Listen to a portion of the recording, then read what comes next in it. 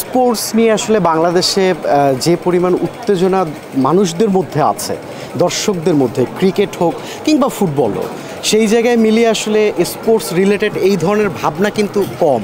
এইটাকে আপনি কি মনে করেন, আরও বেশি হওয়া প্রয়োজন আছে কি? হ্যাঁ, অবশ্যই। আপনি দেখেন যে ক্রিকেট জিনিসটা, স্পোর্টসটা ওয়ার্ল্ড ওয়াইড খুবই ফেমাস।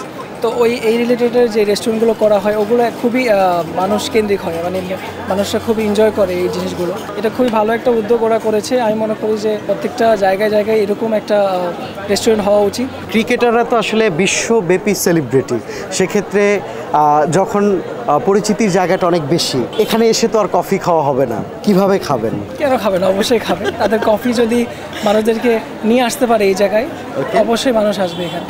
এবারের জার্নিটা কেমন ছিল আসলে খেলার? আমার জন্য বলতে গেলে খুব ভালো ছিল। ওয়ার্ল্ড কাপের একটা জার্নি, এখানে থাকাটা খুবই ইম্পর্টেন্ট আমার জন্য। খেলতে পারিনি সেটা অন্য বিষয়, বাট টিমের সাথে ছিলাম, এটা আমার কাছে খুবই ইন্সপায়ারিং একটা জিনিস। আমরা ভালো ক্রিকেট খেলেছি, যত সময় চেষ্টা করেছি, টপ 8-এ গিয়েছি। আলহামদুলিল্লাহ, আরও সামনে ভালো চেষ্টা করতে হবে। আপনার বোলিং প্যাটার্নটা হচ্ছে টেস্টের সাথে হচ্ছে পুরোপুরি যায়, এরকম সাধারণ মানুষের ভাবনা। এটা আপনি আসলে টেস্টে কন্টিনিউ করার ভাবনা ছিল, বা টেস্ট নিয়ে আপনার ভাবনাটা কি আসলে? আমি খুবই ক্লিয়ার মাইন্ড। আমার যেই ফরম্যাটই হোক না কেন, আমি আমার বেস্টটাই দিব। আর স্পেশালি রেড বল ক্রিকেটটা আমার কাছে খুবই প্রিয়।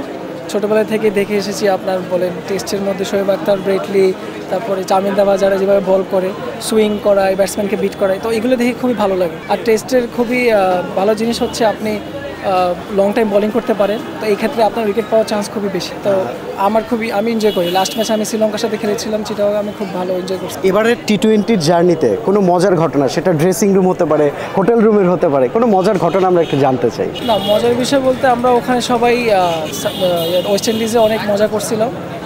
সমুদ্রের পাড়ে আমরা ফুটবল খেলছিলাম ওখানে। তো ওখানে অনেকজন পানির মধ্যে অনেকে মানে ফালানো হয়েছিল। তো এগুলো অনেক ফানি ইনসিডেন্টস আছে।